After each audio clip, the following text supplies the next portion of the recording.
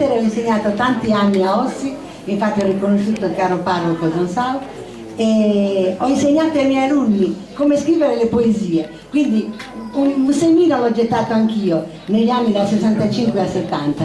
Vi devo confessarvi che ero una ragazza anch'io allora, e mi è sempre piaciuta la poesia. Andando via da scuola mi sono dedicata alla poesia in italiano, perché sì, sono Adriana Mannias, però ho anche una metà continentale, e sono venuta a Sassari quando è stata fondata la cementeria di Scala di Giocca, perché mio padre appunto era il capo dei servizi tecnici all'Italcementi, e poi mio padre, per farvela breve, è morto molto giovane e noi famiglia siamo rimasti qua, felicemente qua, tutta la famiglia.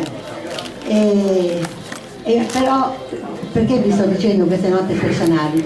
Perché questa mia poesia sulla Sardegna dice il fatto che io mi sono abituata, venendo da Verona, figuratevi, a vivere in Sardegna, a amare la Sardegna, a scoprirla nei minimi particolari.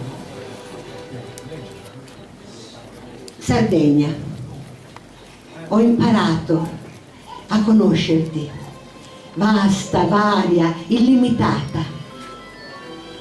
Boschi rossi di sugherete profumati, alberi curvi, neri, piegati dal dominante maestrale verso la vara terra, valli circolari, eredità di crateri, vulcani spenti, ora fertili e verdi, cime arrotondate da sferzanti piogge, da venti incessanti di secoli, or ben assestate e basse. Ho imparato ad ammirare le tue coste, quando selvagge, alte, quando dolci, basse, felici approdi di naturali nudità.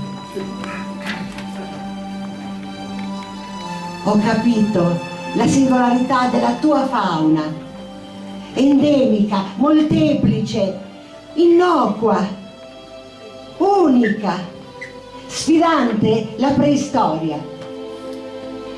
Ho imparato ad amare la tua gente, scontrosa, persino la tua insularità.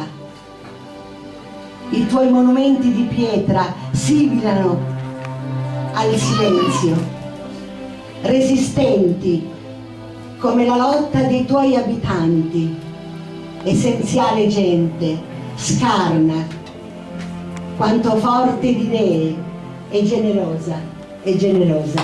Grazie. Grazie Adriana.